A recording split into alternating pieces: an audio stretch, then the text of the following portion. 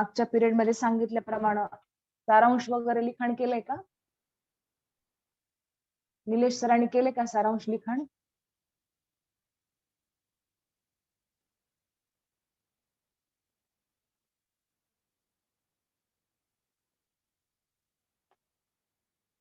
ठीक आहे, आपण घेऊयात श्लोक.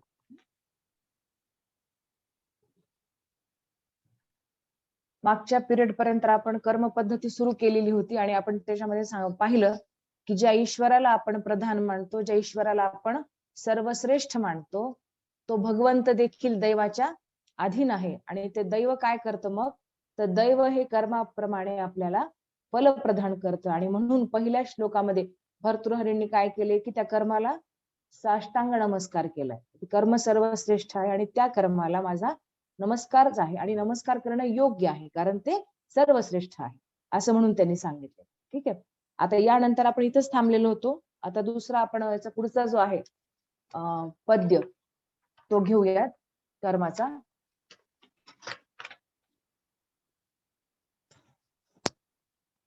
प्रस्तुत पद्यात ज्या कर्माने ब्रह्मा विष्णू महेश व सूर्य यांना भोग भोगायला लावले त्या कर्माचे वर्चस्व मानून नमस्कार केला आहे. परत आधी सुरुवातीला त्यांनी कर्माला नमस्कार केलेला आहे आणि नंतर ब्रह्मा विष्णू आणि महेश आणि सूर्य हे चार जे देवत आहेत त्यांना सुद्धा या कर्माने भोग भोगायला भाग पडलेला आहे आणि म्हणूनही त्यांनी दुसऱ्या श्लोकामध्ये त्याच कर्माला काय केलेला आहे? नमस्कार केलेला आहे. श्लोक बघा. येन कर्मणा ब्रह्मा ब्रह्मांड भांडोदरे कुलालवत नियमितः येन विष्णु दशावतार गहने महासंकटे क्षिप्तः येन रुद्रः कपाल पाणिपुटके भिक्षाटनं कारितः येन नियंत्रितः सूर्यः च नित्यम् एव गगने भ्राम्यति तस्मै कर्मणे नमः अस्तु. दुसऱ्या श्लोकामध्ये देखील त्यांनी त्याच कर्माला नमस्कार केलेला आहे. काय केले त्या कर्माने? कोणकोणत्या व्यक्तींना कोणाकोणाला भोग भोगायला भाग पाडलेले बघा. येन कर्मणा, शेवटी बघा तस्मै कर्मणे नमः, त्या कर्माला नमस्कार आहे, नमस्कार असो. कोणत्या कर्माला? येन कर्मणा, ज्या कर्माने ब्रह्मा ब्रह्मांड भांडोदरे कुलालवत नियमितः, काय केले? ज्या कर्माने ब्रह्मदेवाला ब्रह्मांड रूप भांड्याच्या कामामध्ये कुंभारासारखे खिळवून ठेवले. कुंभारासारखे म्हणजे ब्रह्मा ब्रह्मांड भांडोदरे, ब्रह्मांडाच्या या भांड्याच्या रूपामध्ये, कुलालवत म्हणजे कुंभाराप्रमाणे, नियमित म्हणजे काय केले? कुलालवत नियमित म्हणजे कुंभाराप्रमाणे खिळवून ठेवलेला आहे. कुणाला? ब्रह्माला. आता या ठिकाणी याच्या टिपाद्यामध्ये एक त्यांनी सांगितलंय की प्रत्येक युगामध्ये पुढे जे काही युग होतात, एक युग संपूर्ण दुसऱ्या युगाचा जेव्हा प्रारंभ होतो तेव्हा संपूर्ण विश्व हे पाण्याने भरून जातं असं आहे. मनुस्मृतीमध्ये वगैरे वर्णन आहे. एक युग जसं त्रेतायुग द्वापर युग हे संपतं तेव्हा पूर्ण विश्व कसं होतं? पाण्यामध्ये त्याचं रूपांतर होतं, सगळीकडे जलाशय निर्माण होतो. मग तसा जलाशय निर्माण झाल्यानंतर जेव्हा नवीन युग जेव्हा सुरू होतं तेव्हा ब्रह्माचं कार्य काय की अशा हिरण्य गर्भजला सोन्याच्या अशा अंडा असा त्या जलाशयामध्ये तरंगत असतो आणि त्या अंड्यामध्ये ब्रह्म 1 वर्ष राहतात असं त्यांनी सांगितलंय. आणि त्या अंड्यातनं बाहेर येताना म्हणजे स्वतः ब्रह्माचीच त्या अंड्यातून काय सांगितली त्यांनी? उत्पत्ती सांगितलेली आहे. तर त्या अंड्यामधून बाहेर येत असताना ब्रह्मा काय करतात? साहजिकच त्या अंड्याचे काय करतात? 2 भाग करतात आणि ते बाहेर येतात. तर बाहेर आल्यानंतर त्या काही अजून कवचाचा जो भाग आहे अंड्याचा त्याच्यातून ते सप्तलोक वगैरे निर्मिती झाली असं वगैरे मनुस्मृतीमध्ये उल्लेख आहे. पण आपण एवढ्या डीप मध्ये न जाता आपण इथं काय विचार करायचा? ब्रह्मांड भांडोदरे म्हणजे हे जे संपूर्ण ब्रह्मांड आहे हे भांड्याच्या रूपामध्ये आहे असं. आणि ते भांड कोण निर्माण करतं? कुंभार जसं मातीचा घडा निर्माण करतो तसं ते ब्रह्मांड निर्माण करण्याचं काम कोण करतं? ब्रह्मण करतं. मग त्याच कामामध्ये त्याला तो खिळवून ठेवतो. कोण खिळवून ठेवतो? कर्म. येते का लक्षात? या ब्रह्माला सुद्धा तो कर्म काय करतोय? तेच गोष्टी करण्यासाठी भाग पाडतोय, त्याच्यातून त्याला बाहेरच पडू देत. ब्रह्माचं कर्तव्य काय किंवा त्याचं कर्म काय आहे की सतत काय करणे? जीव निर्माण करणे. त्याचे जे विहित कर्म आहेत, समजा मातीचा गोळा आहे, त्याचे जे मागच्या जन्मीचे जे काही कर्म आहेत त्या आत्म्याला चिकटलेले त्यानुसार त्याची निर्मिती करणे, त्याचं पालन करताना त्याचा विनाश ते पुढे झालं. हे जे काम जर ब्रह्मा करतं, तर त्याच त्याच्या नियत कर्मामध्ये त्याला खिळवून ठेवण्याचं काम कोण करतं? ते कर्म. ते कर्माची त्याच्यावर कमांड आहे, ब्रह्मावर सुद्धा.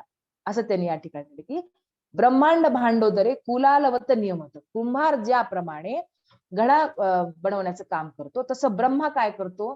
त्याचं ते कार्य सतत निर्मिती करणं, याच्यामध्येच तो गुंग असतो, असं सांगितलेलं. येण विष्णू दशावतार गहणे महासंकटे क्षुप्त. आणि काय करतात? ज्याने विष्णूला, ज्याने ब्रह्मदेवाला त्याच ठिकाणी खिळवून ठेवलेलं आहे उत्पत्ती करण्याची जगाची, त्याच कर्माने विष्णूला काय केलेले? 10 अवतारी रूपी अरण्यात मोठ्या संकटात टाकले.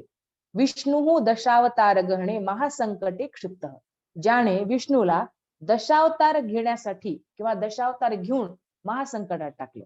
आता याच्यामध्ये टिपा दिल्यानंतर मला असं लक्षात आलं की एका स्त्रीचा वध केल्यामुळे विष्णूला शाप मिळालेला होता आणि त्यामुळे त्या स्त्रीनं असं सांगितलं की तुला अवतार घ्यावे लागतील आणि मग त्या अवतारातून, प्रत्येक अवतारातून तुला तुझा भोग भोगावा लागेल, तुम्हाला अर्थात विष्णूंना, असं तिने शाप दिलेला होता.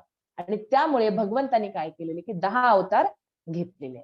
म्हणजे इथं सुद्धा एका स्त्रीच्या वधासाठी किंवा एका स्त्रीला त्रास दिल्यामुळे विष्णूला, आता त्याचं कारण काहीतरी असेल दुसरं, विष्णूला आपल्याला फक्त इतकंच बघायचं की कर्म त्यांना कसं त्यांचे भोग भोगायला भाग पाडते आणि विष्णूला त्यामुळे 10 अवतार घ्यावे लागतात. आता हे 10 अवतार घेत असताना साहजिकच त्यांनी जे काही कर्म केले ते चांगले केलेले आहेत, त्यात वाईट असं काहीच नाहीये. पण जे काही वाईट कर्म केले त्याचं ते प्रत्येक तुम्ही बघा 10 अवतार, इथं मी तुम्हाला मागच्या वेळेस प्रश्न विचारला होता 10 अवतार कोणते म्हणून, तर ह्या श्लोकामध्ये एक टिपाद्यामध्ये मागे 10 अवतारांचं वर्णन आहे बघायचं, लक्षात. मत्स्य कुर्मो वराहश्च नरसिंहोथ वामनः रामो रामश्च कृष्णश्च बुद्ध कल्किश्च ते दक्षः. हे लक्षात ठेवा तुम्ही 10 अवतार. या 10 अवतारामध्ये ज्यानं टाकलं, ज्या कर्मानं या 10 अवतारामध्ये साक्षात विष्णूला पण टाकून दिलं. क्षिप्त म्हणजे टाकणे, आणि त्यांना भोग भोगायला सोडून दिलंय 10 अवतार. प्रत्येक अवताराची कथा वेगळी आहे. प्रत्येक अवतारामध्ये त्यांचा पूर्ण वनवास आहे, सगळा त्रास आहे, सगळ्याच गोष्टी आहेत. मग हे कशामुळे झालं? तर कर्मामुळे.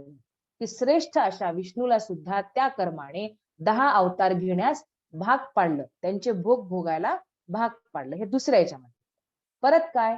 येण रुद्र कपिल पाणीपुटके भिक्षाटनम कारितः. ज्याने, येण म्हणजे ज्याने, रुद्र म्हणजे शंकराला, कपाल पाणीपुटके म्हणजे कवटी हे भिक्षा पात्र हातात घेऊन, कपाल म्हणजे कवटी, पाणीपुटके म्हणजे हातात घेऊन काय केलं त्यांनी? भिक्षाटनम कारितः, भिक्षा मागण्यास भाग पाडलं.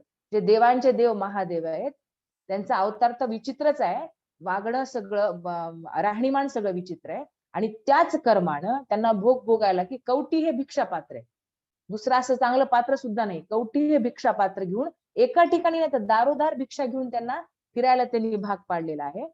असं ज्याच्या नियंत्रणामुळे सूर्य आकाशात नेहमीच भ्रमण करतो. येण नियंत्रित कर्मामुळे सूर्यच नित्यम एव गगने भ्राम्यती. ज्याच्या कर्माच्या नियंत्रणामुळे साक्षात सूर्य देवता सुद्धा नित्य भ्रमण करते आकाशात. आता सूर्याचं तर म्हणजे विचित्रच सगळं आहे. त्याच्यामध्ये तर ते असं सांगितलं, सूर्य देवता एवढी म्हणजे विचित्र म्हणण्यापेक्षा त्यांचं कार्य एवढं श्रेष्ठ असं म्हणता येईल आपल्याला. विचित्र म्हणजे त्यांची परिस्थिती विचित्र असताना सुद्धा त्यांचं कार्य हे खूप श्रेष्ठ सांगितलं जातं. आपण जे धैर्य पद्धती घेतली त्याच्यामध्ये श्लोक होता वाटतं मला, की काहीही गोष्टी अनुसरून म्हणजे कुठल्याच गोष्टीचा लाभ नसताना, कुठल्याच गोष्टीची साथ नसताना धैर्यवान व्यक्ती, सज्जन व्यक्ती मार्गामध्ये कितीही जरी अडथळे आले तरी आपली गोष्ट साध्य करतात. हा विचार आपण धैर्य पद्धतीमध्ये पाहिलेला होता. मग त्याच्यामध्ये सूर्याचं म्हणजे कर्तृत्व आपल्याला कसं सिद्ध करता येईल त्याच्या बाबतीमध्ये, तर तिथं असं की सूर्य देवता जी आहे तिच्यामध्ये आळस तर नाहीच आहे त्या देवतेमध्ये, पण तिची जी परिस्थिती जी आहे तर धैर्यवान व्यक्ती आहे, सज्जन व्यक्ती आहे ती देवता. पण तिला तिचं कार्य करत असताना साधनांची फारशी गरज भासत नाही किंवा साधनेची अडचण त्यांना येत नाही, किंवा आली तरी ते लोकांना त्या अडचण जाणू देत नाही. काय काय? तर त्यांचा जो रथ आहे, लक्षात घ्या, एखादा रथ किंवा एखादी गाडी चालत असताना 2 चाकी आपण म्हणतो व्यवस्थित चालते, 2 चाकी 4 चाकी सम अशी एका रेषामध्ये. पण त्यांचा जो रथ आहे तो तुम्ही अभ्यास केला तर 7 घोडे आहेत त्यांना, हो ना. सूर्याचा रथ पाहिला ना 7 दिशेला 7 घोडे, म्हणजे चालवायचं कसं हे काही कळतच नाही. एका दिशेला एक घोडा, एका दिशेला एक घोडा, इकडं 7ही दिशेला 7 घोडे, म्हणजे इतकी त्यांना मोठी अडचण येते. आणि परत त्यांचा जो म्हणजे साथी झाला तो कसा आहे, पांगळा आहे. सारथी हा कसा आहे? पांगळा आहे, आंधळा आहे. त्यानंतर आपण प्राण्यांना ज्याप्रमाणे लगाम करतो, लगाम कसा पाहिजे? एकदम कडक पाहिजे, चांगला पक्का पाहिजे. पण सूर्याकडे ते लगाम करायला काय आहे? तर सप्ततुरगा ज्याला म्हणतो, 7 घोडे आहेत, पण भुजंग आहे. भुजंग म्हणजे साप आहेत. हे लगाम कोणाच्या रूपात आहे? सापाच्या रूपात आहे. सरळ असतील तर आपल्याला खेचता येतात, पण साप कसे खेचणार? वळवळ करतात ना सारखे. त्याच्यामुळं त्या प्राण्यांना म्हणजे आपल्या नियंत्रण करणं अवघड जातं. म्हणजे ही एक त्यांना अडचण आहे. आणि मार्ग नाहीये, लक्षात घ्या. मला इथून इथपर्यंत जायचं तर आपण मॅप बघतो किंवा असं समोर रस्ता दिसतो. आकाशामध्ये सूर्यदेवताला कुठलाही रस्ता दिसत नाही विहार करण्यासाठी. सूर्य एक देवता आहे आणि तिला विहार करण्यासाठी रस्ता दिसत नाही. जिथं गेलं रथ तिथं ते हे करायचं. पण म्हणजे एवढीही संकट त्यांच्या आयुष्यात असताना सुद्धा एकही दिवस खंड न पाडता जेव्हापासून विश्वाची निर्मिती झालेली आहे तेव्हापासून म्हणजे जिथपर्यंत विश्व आहे, जिथपर्यंत दिसतं त्या सगळ्या पृथ्वीच्या सगळ्या टोकापर्यंत, विश्वाच्या सगळ्या टोकापर्यंत फक्त प्रकाशमान करणे हेच त्यांचं ध्येय असतं. कधीतरी कंटाळा येतो का सूर्याला? नाही येत. हे जे त्याचं कर्म आहे, नित्य कर्म आहे, ते म्हणजे नित्य जे काम आहे ते कुणाच्या आधिपत्याखाली चालतंय? कर्माच्या आधिपत्याखाली. हा सर्वश्रेष्ठ जर देवता आहे, तरी सुद्धा त्यांचं जे काम आहे ते कर्माचं नियंत्रण त्याच्यावर आहे. म्हणून त्यांनी सांगितले की त्या नियंत्रणामुळे नित्यम एव गगने भ्राम्यते. तो एवढे संकट असताना सुद्धा तो काय करतोय? नियमित तो भ्रमण करतोय. तस्मै कर्मणे नमः. आणि म्हणून त्या कर्माला काय आहे? नमस्कार आहे. पहिल्या श्लोकामध्ये आपण पाहिलं आणि याही श्लोकामध्ये पाहिले की ज्या कर्माने ब्रह्मदेवाला ब्रह्मांड रूप भांड्याच्या कामामध्ये कुंभाराप्रमाणे पिळवून ठेवले आहे, ज्याने विष्णूला 10 अवतार रूपी अरण्यात मोठ्या संकटात टाकले, ज्याने शंकराला कवटी हे भिक्षापात्र हातात घेऊन भीक मागत वणवत हिंडवले, ज्याच्या नियंत्रणामुळे सूर्य आकाशात नेहमीच भ्रमण करतो, त्या कर्माला नमस्कार. ठीक आहे. आता आपण कर्माचा विचार करत असताना कर्म म्हणजे काय? तर आपण जे आपलं शरीर, जे इंद्रिय ज्याला म्हणू आपण, जे काही गोष्टी करतं, हालचाल करतं, ते जनरली आपण कर्म म्हणून धरू. आता भर्तृहरीने या ठिकाणी जे लिखाण केलेलं आहे ते फक्त योग्य कर्म आणि अयोग्य कर्म, चांगलं कर्माचे परिणाम चांगले आणि वाईट कर्माचे परिणाम वाईट, या पद्धतीमध्ये त्यांनी या ठिकाणी मांडलेले. पण जेव्हा आपण भगवद्गीतेचा अभ्यास करतो, कर्म म्हणले की आपल्या डोळ्यासमोर भगवद्गीता येते, पण भगवद्गीतेचा अभ्यास करतो तेव्हा कर्म ही जी म्हणजे शब्द जो आहे तो खूप चांगल्या पद्धतीने सगळ्या बाजूनी आपल्याला कळतं.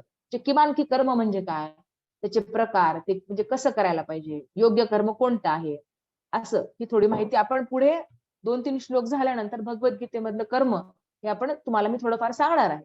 पण इथं फक्त आपल्याला भर्तृहरीचं पण लक्षात घ्यायला पाहिजे. त्यांनी फक्त या ठिकाणी योग्य कर्म केलं तर योग्य फळ मिळेल आणि अयोग्य कर्म केलं तर अयोग्य फळ मनुष्याला मिळतं, एवढाच या ठिकाणी त्यांनी उल्लेख केलेला आहे, म्हणजे आतापर्यंत. आणि पहिल्या 2 श्लोकामध्ये त्यांनी कर्माला नमस्कार केलेला. ठीक आहे. यानंतर आपण तिसऱ्या पद्याकडे वळूयात.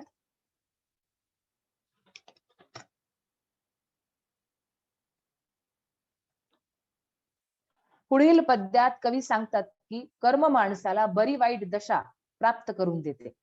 हे ध्यानात धरून माणसाने सत्कर्म करण्याचा निश्चय करायला पाहिजे. आता बघा इथं सत्कर्म हा आलाय, सत्कर्माचा उल्लेख भगवद्गीतेमध्ये आहे, पण आपण त्या पुढचे श्लोक आल्यानंतर थोडंसं पाहूयात, आता नको. पुढील पद्यात काय सांगतात? कर्म माणसाला बरी वाईट दशा प्राप्त करून देतं. कर्मच ही अशी गोष्ट आहे, जर ती योग्य केली तर योग्य मिळतं रिझल्ट आणि अयोग्य केली तर अयोग्य मिळतात. त्याच्याप्रमाणेच माणसाला बरी वाईट दशा प्राप्त होते.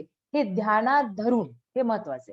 मग त्याचा अभ्यास करून, याचा योग्य विचार करून व्यक्तीनं काय करायला पाहिजे? योग्य कर्म करायला पाहिजे. ती जर वेळ आपल्या हातातून निसटून गेली योग्य कर्म करण्याची, तर नंतर रडत बसण्यास काहीच अर्थ नाही. आपण नंतर काहीच करू शकत नाही, कारण तुम्ही ज्या पद्धतीने कर्म करताय तेच कर्म फळाच्या रूपामध्ये तुमच्या पदरामध्ये येऊन पडणार. त्याच्यामुळं रोज प्रत्येक क्षणाला व्यक्तीने अभ्यासपूर्वक योग्य कर्म केले पाहिजेत, असं या ठिकाणी त्यांनी सांगितलं. त्यासाठी त्यांनी काय सांगितलं की सत्कर्म करण्याचा निश्चय करावा व्यक्तीने. आता ही सत्कर्म जेव्हा आपण करण्याचा निश्चय करतो तेव्हा ती कर्म काय माणसाच्या आयुष्यामध्ये बदल घडवून आणतात ह्याची माहिती त्यांनी पुढच्या श्लोकामध्ये दिलेली आहे. आपण जर सत्कर्म करायला लागलो तर ते काय काय बदल आपल्या आयुष्यामध्ये घडतो किंवा होतो असं त्यांनी या ठिकाणी सांगितलेले. हे साधो वांछितम फलम भोक्तुम या सत्क्रिया खलान साधून करोती मूर्खान विदुषः द्वेषिणः हितान परोक्षम प्रत्यक्षम च कुरुते हलाहलम तत्क्षणात अमृतम कुरुते ताम भगवती सत्क्रियाम आराधय व्यसनैः विपुलेषु गुणेषु हे साधो त्वम वृथा आस्थाम मा कृता. काय सांगितले त्यांनी शेवटी की पूजनीय सत्कृत्याची आराधना कर. ताम भगवती, ताम म्हणजे तू काय करत त्या पूजनीय अशा सत्कर्माची तू आराधना कर, असं सज्जन व्यक्तीला त्यांनी सांगितलं. हे साधो, हे सज्जन पुरुषा, काय कर तू ताम भगवतीम सत्क्रियाम आराध्य, त्या पूजनीय सत्कर्माची आराधना कर. का कर, का बरं ते सत्कर्म इतके महत्वाचे आहेत. आणि त्यांनी परत आता सांगितले की व्यसनही, आता व्यसनही हा शब्द इथे ऍक्च्युली आपण व्यसन म्हणजे भांडण असं वगैरे म्हणतो, पण या ठिकाणी व्यसन म्हणजे या ठिकाणी शब्द इत्यादी असं सांगितले त्यांनी. तर मला वाटतं की व्यसन हा शब्द थोडासा मायनस करा तुम्ही, कारण तो व्यसन म्हणलं, व्यसन शब्द जर ह्याच्यामध्ये घेतला तर ते वेगळाच अर्थ काहीतरी लागतोय. मग आपण फक्त एवढाच अर्थ घेऊया की हे सज्जन पुरुषा, ताम भगवती सत्क्रियाम आराधय, तू पूजनीय अशा सत्कर्माची आराधना कर. विपुलेषु गुणेषु, काय करत त्यांनी की विविध गुणावर, विपुलेषु म्हणजे पुष्कळ असे गुण जे आहेत, जे इतर गुण आहेत त्याच्यावर तू दुर्लक्ष कर. वृथा आस्था मा कृथा, त्यांनी सांगितलं की म्हणजे व्यर्थ प्रीती करू नकोस, दुसऱ्या कुठल्याच गोष्टीवर तू व्यर्थ प्रीती करू नकोस, म्हणजे दुसऱ्या कुठल्याच गोष्टीचा तू मोह धरू नकोस. अनेक गुण आहेत, अनेक गोष्टी आहेत की ज्याच्यावर आपण आसक्त होत, असं त्याचा अर्थ होतो. विपुलेषु गुणेषु, भरपूर तुझ्या आजूबाजूला असं आसक्त करणारे, मन आसक्त करणाऱ्या इतर गोष्टी आहेत, पण त्याचा तू वृथा आस्था मा कृथा, म्हणजे गुणाला व्यर्थ प्रीती करून, आस्था म्हणजे प्रीती आणि वृथा म्हणजे व्यर्थ, व्यर्थ प्रीती मा कृथा म्हणजे तू करू नकोस. कुणाला सांगतायत भर्तृहरी, सज्जन व्यक्तीला सांगतायत की पूजनीय सत्कर्माची तू आराधना कर. मग ह्या सत्कर्मांची आराधना केल्यानंतर व्यक्तीच्या आयुष्यामध्ये काय काय बदल होतात.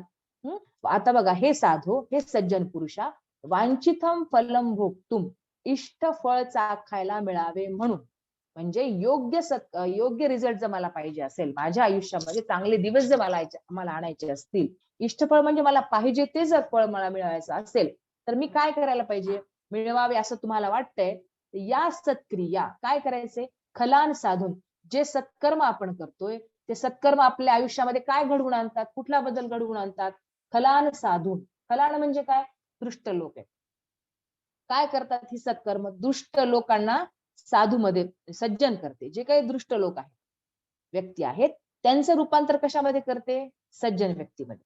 पण कधी करते लक्षात घ्या, जेव्हा आपण ती सत्कर्म करू तेव्हा. आता खाली या ठिकाणी तर त्यांनी काय दिलंय की अनुकूल बदल घडवून आणण्यास सत्क्रिया आपण तेवढी समर्थ, प्रभावी असली पाहिजे, शिवाय निस्वार्थ असली पाहिजे. हे जे निस्वार्थपणा आहे तो विषय आपल्याला भगवद्गीतेकडे, जी आपण कर्म करतो, सत्कर्म म्हणजे कोणती, चांगली कर्म, ठीक आहे, चांगली कर्म करा, पण कर्म करत असताना फळाची अपेक्षा न करणं, निस्वार्थपणे कर्म करणं आणि तितक्याच ताकदीने करणं, बिलकुल अपेक्षाच नाही करायची, तरच मग व्यक्तीमध्ये हा बदल घडू शकतो, अन्यथा नाही घडत. जर कर्म करत असताना थोडा जरी त्याच्यामध्ये तुम्ही स्वार्थ आणला तर दृष्ट लोक, साधू लोक होऊ शकत नाही, हा कुठलाच बदल होत नाही. त्याच्यामुळे सत्कर्म याचा अर्थ योग्य कर्म असाही तुम्ही घेतला तरी ती जी कर्म करताय ती कर्म कशी असायला पाहिजे, ती कर्म निष्काम कर्म असायला पाहिजे. त्यामुळे तो शब्द तुमच्या उत्तरामध्ये येऊ द्या.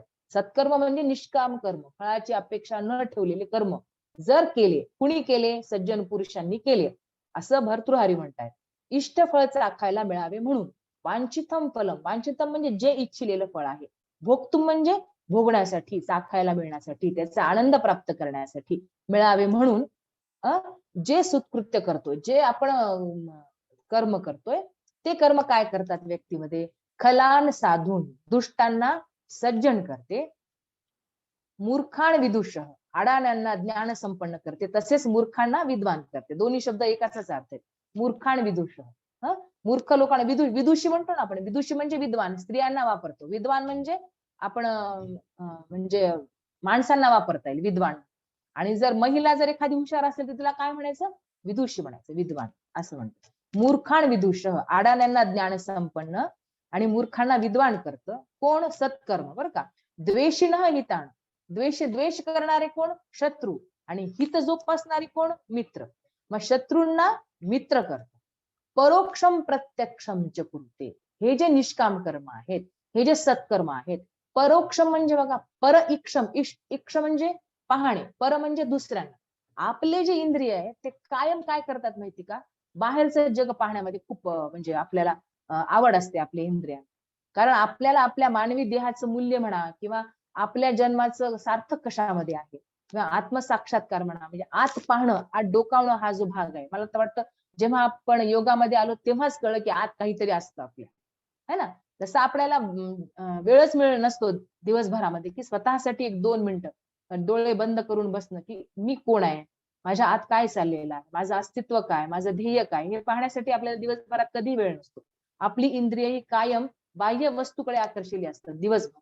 त्याच्यामुळे परोक्ष जी इंद्रिय असतात, परइक्ष, दुसऱ्यांना पाहण्यामध्ये मग्न असणारी आपली जी काही इंद्रिय आहेत, ती सत्कर्म जर आपण करायला लागलो, आपण जर निष्काम कर्म करायला लागलो, तर ती काय होतात, प्रत्यक्षम कुरुते, स्वतःला पाहायला ती वेळ देतात.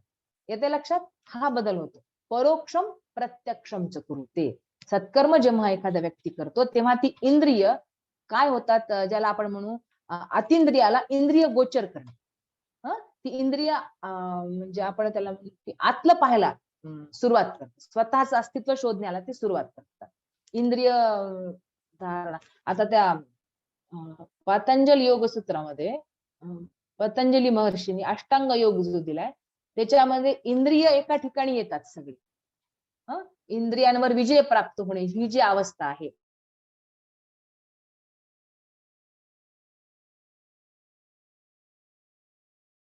सत्कर्म केल्यामुळे ती अवस्था प्राप्त होते असं भर्तृहरींचं म्हणणं आहे. तर पतंजलींच्या अष्टांग योगामध्ये जे 8 योगचे प्रकार आहेत त्याच्यामध्ये ही अवस्था कुठल्या गोष्टीला म्हणजे समान आहे सांगा, की इंद्रियाशी संयमित होतात, ती अवस्था कुठली आहे, कोणाला सांगता येईल का? 8 जे आहेत प्रत्याहार. प्राणायामुळे काय होतं, प्राणायाम प्राणायामुळे काय होतं, इंद्रिय संयम होतो का? पहिल्यांदा आपण श्वासावर नियंत्रण केल्यानंतर त्याच्यानंतर इंद्रियांवर पण नियंत्रण करता येतं ना. हा, म्हणजे प्राणायाम मध्ये फक्त श्वासाबद्दल आहे, ठीक आहे.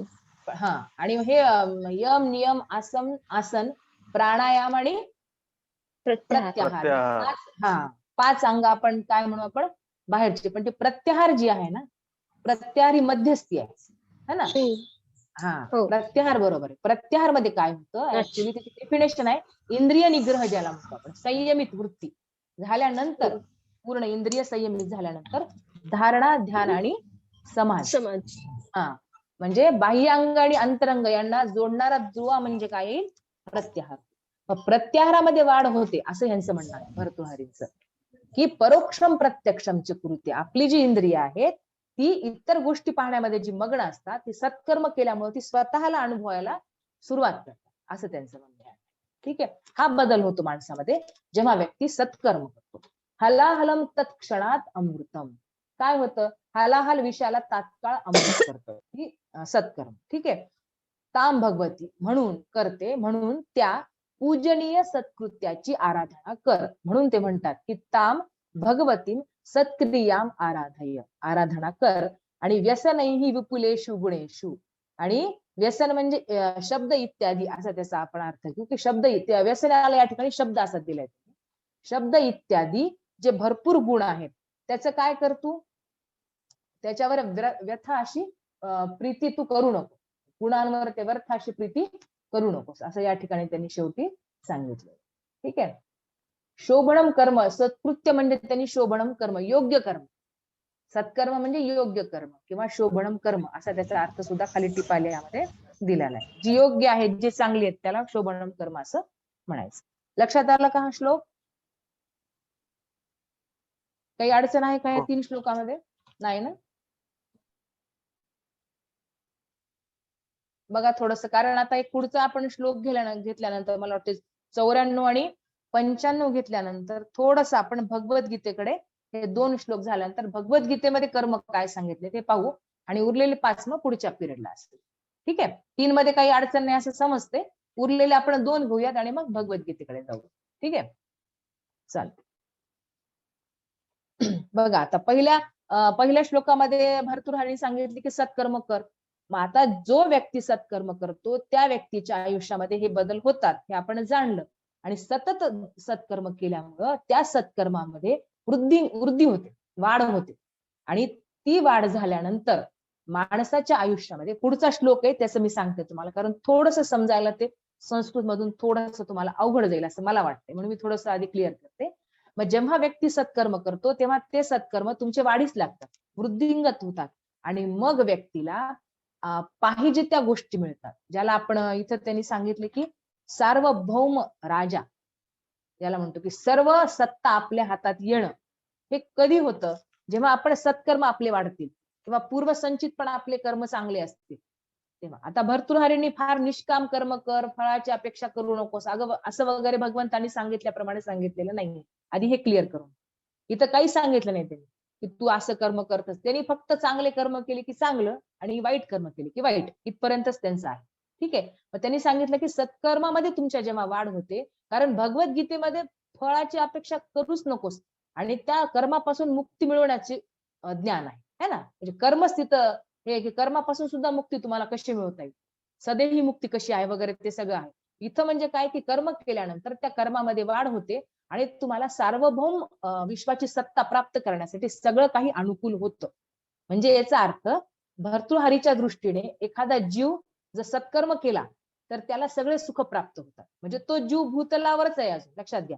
त्याच्यात स्वर्ग नर्क मोक्ष ह्या सत्कर्माच्या बाबतीत ह्यांनी या गोष्टी इथे चिटकवलेल्या नाहीये. इथं फक्त चांगल्या गोष्टी कराल तर चांगला आनंद तुम्हाला प्राप्त होईल असं त्या ठिकाणी सांगितलंय. म्हणून सत्कर्मामध्ये जेव्हा तुम्ही कराल तेव्हा तुमच्या सत्कर्मामध्ये जेव्हा वृद्धिंगत होईल, वाढ होईल, तेव्हा तुम्हाला सार्वभौम म्हणजे विश्वातल्या सगळ्या गोष्टी सर्वश्रेष्ठ वस्तू आहेत ते तुमच्या पायाशी लोळण मिळतील. पण तुम्ही जर ते सत्कर्म करत नसाल किंवा त्या सत्कर्म कमी होतील, पापाकडे जातील, तुमची कर्म वेगळ्या दृष्टीनं पाप कर्म जर तुम्ही कराल तर एका क्षणार्धात ते सुख तुमच्यापासून नाहीस होईल, असा अर्थाचा पुढचा श्लोक आहे. येते लक्षात? बघा पुढचं काय म्हणताय श्लोक त्यांनी. शुभे कर्मणि स्फीते शुभ्रम सद्मः सविभ्रमाः युवतय श्वेतात पत्रोज्ज्वला लक्ष्मी इति एतत् स्थिरम अनुभूयते किंतु तस्मिन् विच्छिन्ने सति नितराम अनंग कलह क्रीड त्रुटतंतुक मुक्ता जालम इव झटिति भ्रश्यत दृशः अदृशताम प्रयाती. काय सांगितले त्यांनी? शुभे कर्मणी स्फीते, स्फीते म्हणजे वृद्धिंगत वाढ होणे. जेव्हा शुभे कर्मणी म्हणजे चांगल्या कर्माची वाढ होते, येते. जेव्हा सत्कर्माची वाढ होते तेव्हा काय होतं की शुभ्रम स्फिते स्फिते म्हणजे काय मॅडम? वृद्धिंगत होणे, वाढ होणे, वाढ होणे. ठीक आहे. जेव्हा आता आधी सांगितले त्यांनी सत्कर्म करा, आता काय सांगतायत जेव्हा त्या सत्कर्माची वाढ होते, शुभे कर्माणि स्फीते, जेव्हा त्या सत्कर्माची वाढ होते काय काय आपल्या आयुष्यामध्ये मिळतं किंवा काय गोष्टी आपल्याला अनुभवायला येतात. शुभ्रम सद्म, त्यांनी सांगितलं की धवल असा म्हणजे धवल म्हणजे पांढरा शुभ्र, खूप मोठा राजवाडा याचा अर्थ की सर्व जे भोग घेण्यासाठी योग्य असणारा असं गृह आपल्याला मिळतं, राजवाडा. शुभ्र सद्म सविभ्रमा हा युवतय, विलासी तरुणी म्हणजे सगळेच आपले गृहस्थाश्रम ज्याला म्हणतो सगळं सुख म्हणा की त्याला, पैसा धन स्त्री ह्या सगळ्या गोष्टी तुम्हाला मिळतील. युवतय सविभ्रमा म्हणजे विलासी अशी तरुणी. ठीक आहे. श्वेतात पत्रोज्ज्वला लक्ष्मी इति एतत्, श्वेतात पत्रोज्ज्वला म्हणजे श्वेत आतत पत्रेण उज्ज्वला म्हणजे शुभ्र छत्राने उजळलेली. श्वेत म्हणजे शुभ्र पांढर म्हणून आपण, आतपत्रेण म्हणजे छत्र ज्याला आणि उजळलेली उज्ज्वला म्हणजे शुभ्र छत्राने उजळलेली. निर्दोष राजलक्ष्मी, लक्षात घ्या, लक्ष्मी मिळणार आहे, सार्वभौम राजपद देखील तुम्हाला मिळणार आहे, विलासी पत्नी मिळणार आहे व्यवस्थित अशी, आणि राजलक्ष्मी पण आहे आणि मोठं प्रासाद आहे. म्हणजे याचा अर्थ या तीन गोष्टी पण असं दिसतं की तुमचं आयुष्य हे पूर्ण भोगवादी होईल, जे म्हणाल ते तुम्हाला मिळेल या ठिकाणी असं सांगितलं. आता निर्दोष राजलक्ष्मी म्हणजे योग्य मार्गाने येणारी लक्ष्मी, लक्षात घ्या. लक्ष्मीचे पण बरेच प्रकार आहेत, समोरून येणारी, मागून येणारी, खालून येणारी, है ना. पैसा कमवायचे पण विविध प्रकार आहेत ते. पण जी योग्य आहे, निर्दोष आहे, की ज्या लक्ष्मीने आपली पुढची पिढी सुद्धा काय होईल, त्या पिढीलाही त्रास होणार नाही. तर अशी भरपूर आपण उदाहरणं पाहतोय, की कमवलेला पैसा 7 पिढ्यापर्यंत त्रास देतो. आपण कधी कुठे ऐकलं असेल, की सावकारी करणं किंवा व्याजबट्टा करणं ऐकलं की आपण.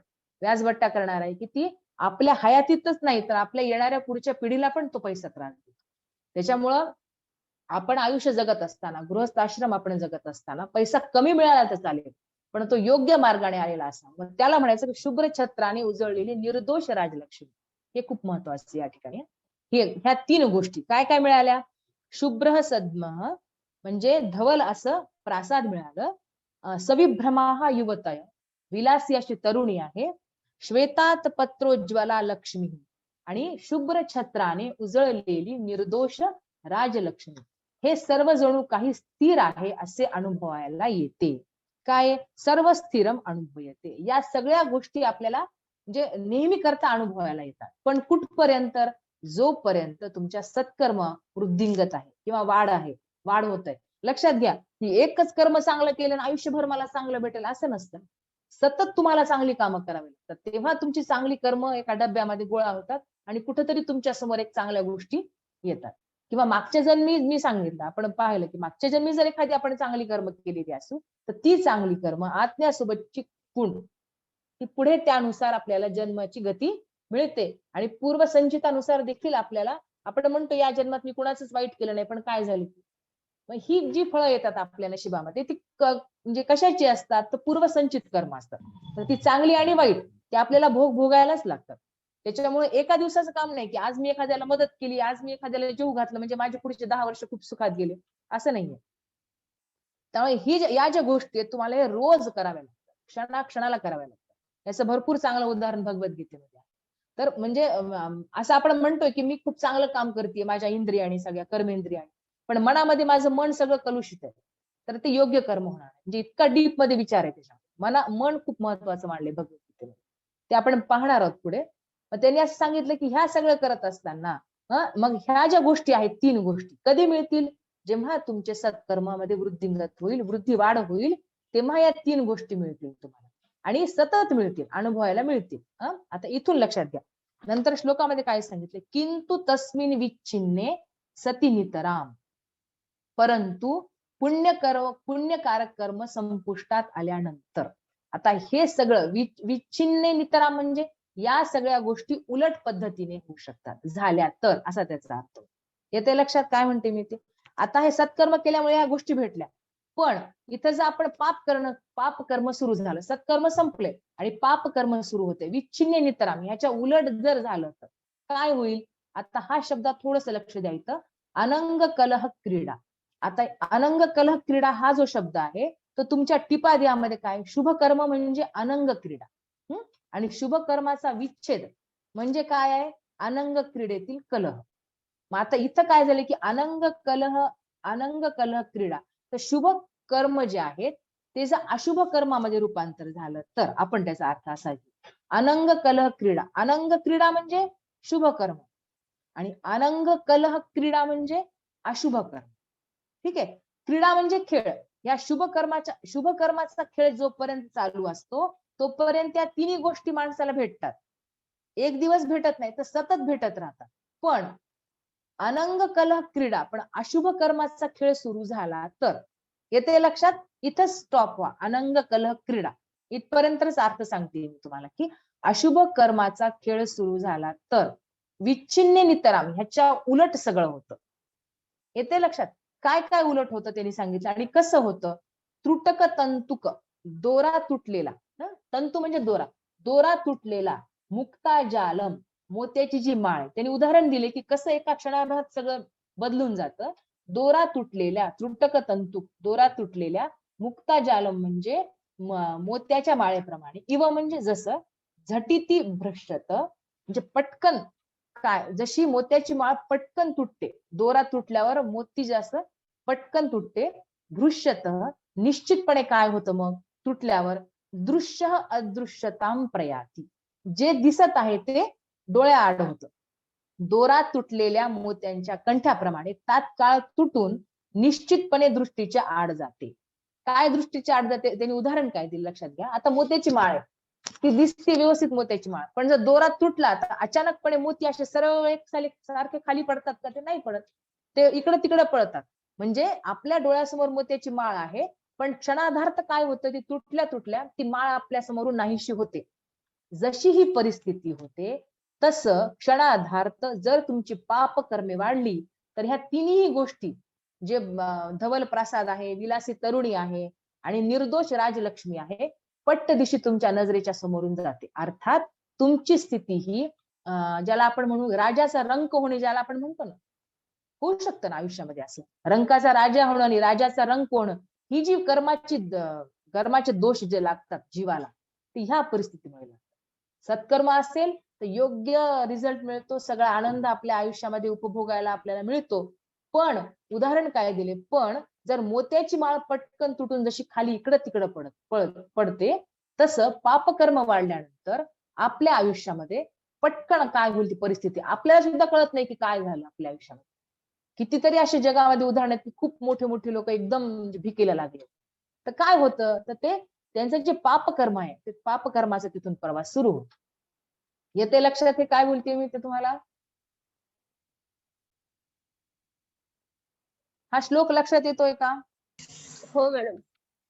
काही शब्द अडतायत का बघा परत, कारण ते तुम्हाला ऍक्च्युली याच्यामध्ये जो अनुवाद केलेला आहे ना, तो अनुवाद तुम्हाला कन्फ्युज करणार आहे. हे हा जो त्यांनी इथं दिलेला आहे ना त्याचं भाषांतर, ते भाषांतर थोडस वेगळं जाते. त्या भाषांतराप्रमाणे जर तुम्हाला सांगितलं ना तर ते वेगळंच सांगितलं जातं. त्याच्यामुळे थोडस मी वेगळी भाषा वापरली. काय केले, पुण्यकारक कर्म वृद्धिंगत झाले असताना, कशाचा अर्थ आहे, शुभे कर्मणी स्थिते, बरोबर आहे. काय काय मिळतं असताना, धवल प्रासाद, विलासी तरुणी, शुभ्र छत्राने उजळलेली निर्दोष राजलक्ष्मी, असे सर्व जणू काही स्थिर आहे असे अनुभवायला येते, बरोबर आहे. स्थिर अनुभव येते. किंतु तस्मिन विच्छिन्ने सती नितराम, आता किंतु पासून ब्रॅकेट मध्ये जेवढा आहे ना, किंतु तस्मिन, तिथून तुम्ही अनंग कलह क्रीडा इथपर्यंत त्याचा अर्थ घ्या. कलह क्रीडाच्या जागी थोडासा असं उभी रेष करा, म्हणजे तुम्हाला तिथपर्यंत त्याचा अर्थ आहे कळ. किंतु तस्मिन विच्छिन्ने नितराम अनंग कलह क्रीडा, शुभ कर्माच्या कलहामध्ये, असं त्याचा शुभ कर्माच्या कलह क्रीडामध्ये या उलट सर्व गोष्टी घडतात. विच्छिन्ने नितराम अनंग कलह क्रीडा, शुभ कर्माच्या कलह खेळामध्ये यापेक्षा वेगळ्या गोष्टी घडतात. जसं मुक्ता जालम इव झटती, त्यांनी सांगितले मोत्याच्या कंठाप्रमाणे झटती तात्काळ, भृष्यती म्हणजे तुटून, दृश्य अदृश्यताम प्रयाती, दृष्टीच्या समोर असणारी ती मोत्याची माळ जशी एका क्षणार्धात नाहीशी होते, त्याप्रमाणे पापकर्म वाढले असता आपल्या आयुष्यामध्ये येणारी हे जे सगळ्या गोष्टी आहेत, जे आपल्याला वाटतं की आपण खूप चांगला अनुभवतो, त्या गोष्टी क्षणार्धात नाहीशा होतात असं त्यांनी सांगितलं. त्याच्यामुळं मानवाने सत्कर्म करावं. ठीक आहे, घेऊयात का पुढचा श्लोक? बघा थोडस वाचून बघा, काही अडचण येत असेल तर बघा.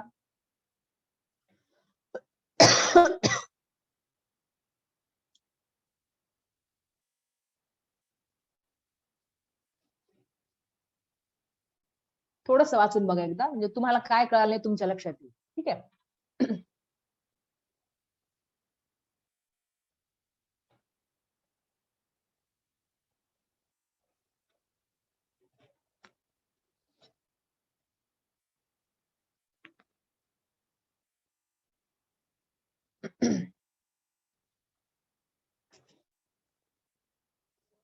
मॅडम तिथं मोत्यांच्या कंठ्यासारखे दिलेलं आहे भाषांतरामध्ये, अनुवादामध्ये.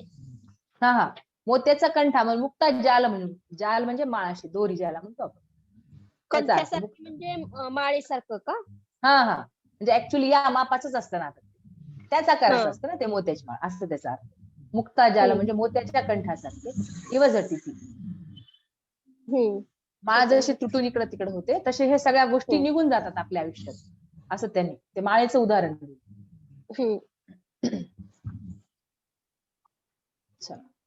अजून कुणाला काही अडचण आहे का ह्या 4 श्लोकामध्ये? बघा. थोडस कर्म पद्धती थोडी किचकट वाटते तुम्हाला श्लोक हे करायला, कारण असे त्याचे दुसरे असे कुठले उदाहरण देता येत नाही. जसे आपण दैव पद्धती, धैर्य पद्धतीचे वगैरे असतील, त्याचा जर पुरावा करायचा असेल त्या कर्माचा, तर फक्त भगवद्गीताच आपल्याकडे आहे, बाकी दुसरी नाही. पण भर्तृहरींनी या ठिकाणी तितके डीप मध्ये गेलेले नाही, त्याच्यामुळे आपल्याला स्पष्टीकरण लिहित असताना निश्चित भगवद्गीतेचा आपल्याला उपयोग होणार आहे. पण ते सुद्धा स्पष्टीकरण लिहित असताना आधी मेन याच श्लोकाचं भाषांतर आपल्याला समजणं गरजेचं आहे. असं बाकी आपण किती स्पष्टीकरण देऊ शकतो, पण ऍक्च्युली भर्तृहरीने विचार कोणता मानलाय कर्माच्या बाबतीत हे आधी महत्वाचं आहे, आणि मग त्याच्यावरचं इतर लेखन. चला पुढच्या श्लोकाकडे जाऊया. काय सांगितले त्यांनी पुढील पद्यात? कवी म्हणतात की बुद्धिमान पुरुष जे काही कार्य करतात त्या कार्याच्या अंतिम परिणामाचा विचार कार्य करण्यापूर्वीच त्यांनी करावा. कर्म इतकं प्रबळ आहे, सर्वश्रेष्ठ आहे, त्याच्यामुळे वारंवार त्यांनी धैर्य व्यक्तीला, सज्जन व्यक्तींना, सामान्य व्यक्तीला किंवा बुद्धिमान व्यक्तीला असं सारखं त्यांनी, आपण टोमणे ज्याला म्हणतो ना, सतत लिखाण की नाही कर्म श्रेष्ठ आहे, आणि कुठलंही कृत्य करत असताना तू त्या कर्माचा पूर्व म्हणजे सगळ्या दृष्टीने विचार कर, असं त्यांनी सांगितलं. या ठिकाणी काय म्हणता येते की अंतिम परिणाम, जर एखादा आपण कृत्य करत असतो तर त्याचा अंतिम परिणामाचा विचार करणं खूप महत्वाचं आहे, असं त्यांनी सांगितलं. कारण एकदा जर फळ त्या कर्माचं तुमच्या पदरात पडलं तेव्हा आपण काही करू शकत नाही, कारण बॅकला नाही येऊ शकत ना आपण, अरे माझं चुकलं थांब मी हे करू, नाही, आयुष्यात ती तुम्हाला संधी देत नाही परत परत. त्यामुळे रोजचं नियत कर्म जे आपण करत असतो, रोजच्या गोष्टी ज्या आपण करत असतो, त्या बुद्धिमान व्यक्तींनी, सज्जन व्यक्तींनी, धैर्यवान व्यक्तींनी विचारपूर्वक परिणामाचा विचार करून करायला हव्यात, असं त्यांनी सांगतायत. काय म्हणतायत ते बघा. गुणवत अगुणवत वा कार्याजातम पूर्वता पंडितेन परिणती ही यत्नतः अवधार्या भवति अतिरभसकृताणां कर्मणा विपाकः अविपत्तेः शल्यतुल्य हृदयदाही भवति. काय म्हणतात ते? गुणवत अगुणवत, निर्दोष किंवा सदोष असे कोणतेही कृत्य करणाऱ्या, कार्याजातम पूर्वता, कोणतेही कृत्य करणाऱ्या, गुणवत अगुणवत, निर्दोष आणि सदोष कृत्य करणाऱ्या, कोणतेही कार्याजातम पूर्वता, कोणतेही कृत्य करणाऱ्या, पंडितेनं म्हणजे बुद्धिमान मनुष्याने, योग्य आणि अयोग्य असं कुठलंही कृत्य करणाऱ्या बुद्धिमान मनुष्याने काय करायला पाहिजे? परिणती ही यत्नतः अवधार्या, अवधार्या म्हणजे विचारपूर्वक, लक्षपूर्वक, प्रयत्नांनी, परिणती म्हणजे परिणामाचा विचार करायला. त्या पंडित व्यक्तीने, त्या बुद्धिमान व्यक्तीने त्याच्या परिणामाचा विचारपूर्वक विचार करायला पाहिजे किंवा प्रयत्नपूर्वक विचार करायला पाहिजे. अवधार्या म्हणजे विचारपूर्वक, अवधान देऊन, एक लक्ष करून परिणामाचा त्यांनी विचार करायला पाहिजे. विचार केला तर योग्य होईल, आणि अविचार केला, घाई केली तर बघा पुढे त्यांनी काय केलं. अतिरभसकृताणाम म्हणजे अति घाईघाईने केलेल्या कर्मणा, कर्मणा म्हणजे कर्माचा, कार्याचा, अतिरभसकृता म्हणजे अति घाईने केलेले जे कृत्य आहे त्या कृत्याचा, कर्मणा विपाक, विपाक म्हणजे परिणाम, परिणती आणि विपाक या दोन्ही शब्दांचा अर्थ परिणाम असाच होतो. जेव्हा एखादा व्यक्ती अतिघाईने एखादे कृत्य करतो तेव्हा त्याचा परिणाम अविपत्ते हे म्हणजे मरणापर्यंत, पूर्ण जीवनातच नाही पण मरेपर्यंत, तुम्हाला पूर्ण आयुष्यभर मरणापर्यंत शल्य तुल्य हृदयदाही भवती, बाणाप्रमाणे, तुल्य म्हणजे प्रमाण, त्याच्याप्रमाणे बाणाप्रमाणे काय होतो, हृदयाला बोचत असतो, हृदयाला दाह देत असतो. आपल्या आयुष्यातली एक गोष्ट, एक कृत्य, एक कर्म न विचार करता जर बुद्धिमान माणसाने केलं, अति घाईघाईने आपण निर्णय केले, परिणामाचा विचार न करता जर आपण कृत्य केलं तर ते कृत्य मरणापर्यंत असं सांगितलं. अविपत्ते हे मरणापर्यंत व्यक्तीला त्रासदायक म्हणजे ठरल्या जातं, किंवा हृदयाला ते बोचतं बाणा असं, म्हणजे हृदयामध्ये आरपार जर गेलं तर माणूस मृत्यू तरी पावेल, पण हे कायम बोचत राहत, कायम तुम्हाला मरणापर्यंत, जीवही जात नाही आणि जगू देत नाही ज्याला म्हणतो. होतं आपल्या एखाद्या आयुष्यामध्ये की असे निर्णय व्यक्ती घेतो काळाच्या ओघामध्ये म्हणा किंवा घाईमध्ये, की ते निर्णय आपल्याला आयुष्यभर त्याचा परिणाम भोगावा लागतो. पण बुद्धिमान व्यक्तीकडून अशा गोष्टींची अपेक्षा नाहीये. सामान्य व्यक्तीकडून असं एखादं होऊ शकेल, पण बुद्धिमान व्यक्ती, धैर्यवान व्यक्ती, सज्जन व्यक्ती या व्यक्तींनी परिणामाचं ते करतच असतात. पण ह्यांनी तसं इथं लिखाण केले की त्या व्यक्तींनी परिणामाचा विचार करून ते करायला पाहिजे, कारण कर्म तुम्हाला कुठलीच सूट देत नाही. तुम्ही कुठूनही पळू शकता, काही करू शकता, पण कर्मापासून आपली सुटका नाही. कारण ते आपलंच पूर्ण कशी असते, आपल्याच कामाची, आपल्याच कृत्याची काय असते ती पावती असते. येते लक्षात? निर्दोष किंवा सदोष असे कोणतेही कृत्य, गुणवत अगुणवत वा कार्याजातम कुर्वता, कोणतेही कृत्य करणाऱ्या पंडितेनं, बुद्धिमान मनुष्याने, परिणती म्हणजे परिणाम, यत्नतः प्रयत्नाने, अवधार्या विचारपूर्वक देऊन लक्षात घ्यायला हवा. अति घाईने केलेल्या कर्माचा परिणाम, अतिरभसकृतानाम कर्माणाम विपाकः परिणाम अविपत्तेः मरणापर्यंत शल्यतुल्य म्हणजे तुमच्या बाणाप्रमाणे हृदयाला बोचत असतो. ठीक आहे, हृदयदायी भव असं त्यांनी सांगितलं. येते लक्षात? हा थोडासा सोपा आहे, काही अडचण. ठीक आहे, आता आपण इथपर्यंत असं काय काय पाहिलं या 5 श्लोकामध्ये कर्माचे पॉइंट, की पहिल्या 2 श्लोकामध्ये त्यांनी कर्म कसं सर्वश्रेष्ठ आहे असं सांगितलंय. नंतर त्यांनी सत्कर्म करावं असं त्यांनी सांगितलंय. त्यानंतर सत्कर्मामध्ये वाढ झाल्यानंतर कुठल्या गोष्टी तुम्हाला मिळतात ते सांगितलंय. आणि त्याच्यानंतर एखादं कृत्य करत असताना, कर्म करत असताना ते विचारपूर्वक व्यक्तीने करावं, हा 5व्या श्लोकात त्यांनी दिलेला आहे. ठीक आहे, हे झाले त्याचे 5 पॉइंट करण्याचे. आपण इथं थांबूयात. हे श्लोक आपले इथं पुढचे 5 आपण पुढच्या याला घेऊयात. आपण थोडस भगवद्गीतेकडे थोडस वळूयात आणि पुढच्या पिरियड मध्ये थोडा भगवद्गीतेचा पॉइंट राहील असं वाटतंय, कारण मला वाटतं 10 मिनिटं राहिलेत का आता फक्त. ठीक आहे, तर भगवद्गीता घेऊ. कोण वाचलीये का भगवद्गीता मी सांगितलेले श्लोक? वाचन झालंय का? नाही मॅडम, नाही का? बरं, पहिले तो 4 अध्याय श्लोक राहिला वाचले. मॅडम, जे 4-5 वाचले ते वाचले का? सांख्ययोग मधले वाचले, पुढे कर्मयोग नाही वाचता आलं. बरं बरं, सांख्ययोग मध्ये तुम्हाला काय लक्षात आलं तिथं? सांगता येईल का कुणाला? थोडस काय लक्षात आलं तुम्हाला? सर तुम्हाला काय लक्षात आलं? सांख्य, हा बोला बोला. कर्माची अपेक्षा न करता निष्काम कर्म करावे किंवा फळाची अपेक्षा धरू नये. प्रयत्न म्हणजे कर्म करत राहणे हे एवढं एकच आपलं कार्य आहे असं त्यांनी त्या ह्याच्यामध्ये सांगितलं पहिल्या 4 श्लोकामध्ये. आणखीन 48 मध्ये काय सांगितलंय मग?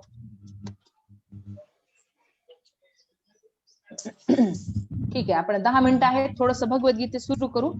आता उरलेला परत हा बोला बोला सर.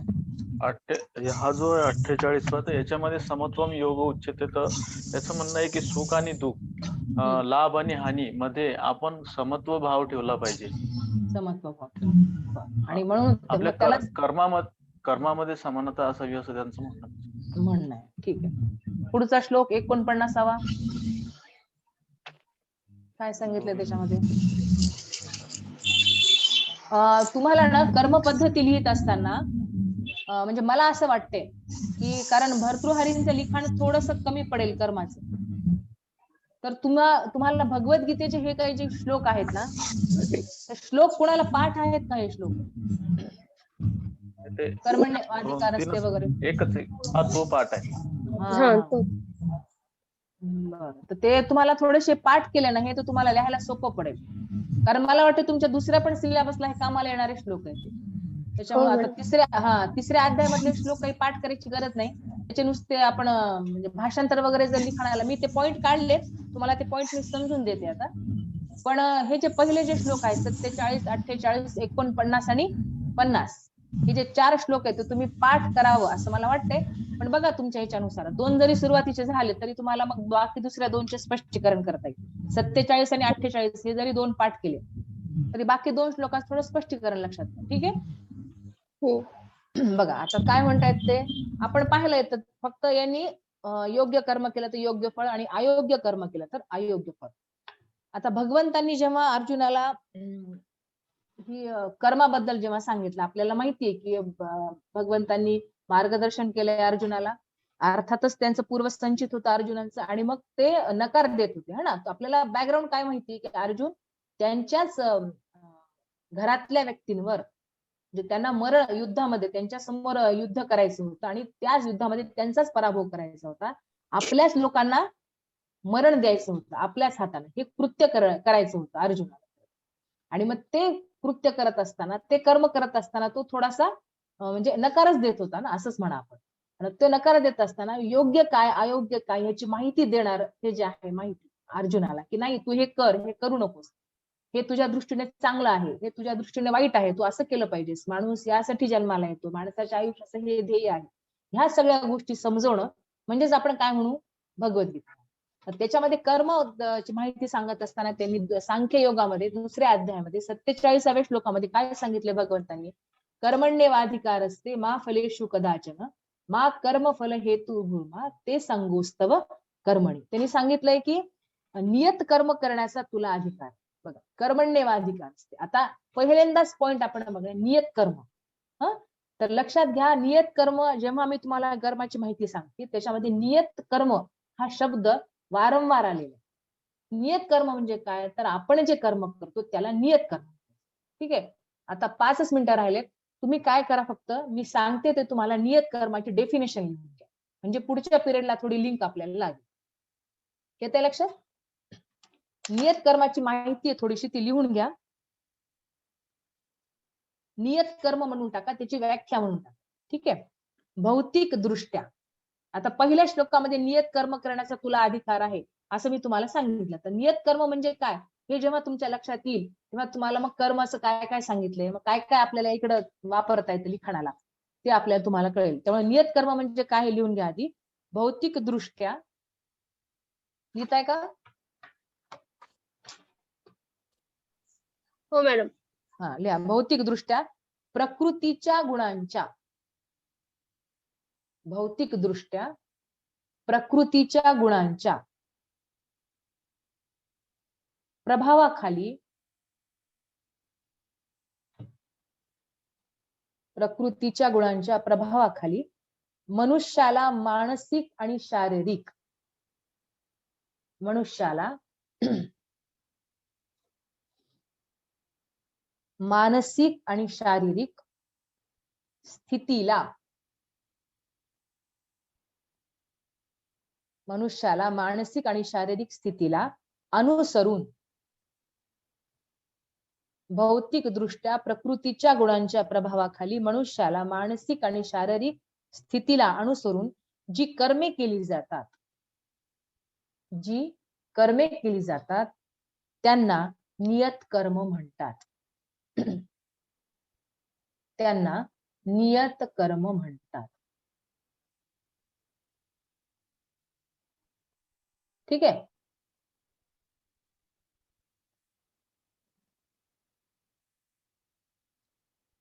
हे थोडस लक्षात राहू देत. आपण पुढच्या पिरियडला काय करूया, सुरुवातीला आता हे मुद्दाम मी आधी कारण याच्यामध्ये फारसं काही नव्हते 5 श्लोकांमध्ये, त्यामुळे ते सुरुवातीला घेतले.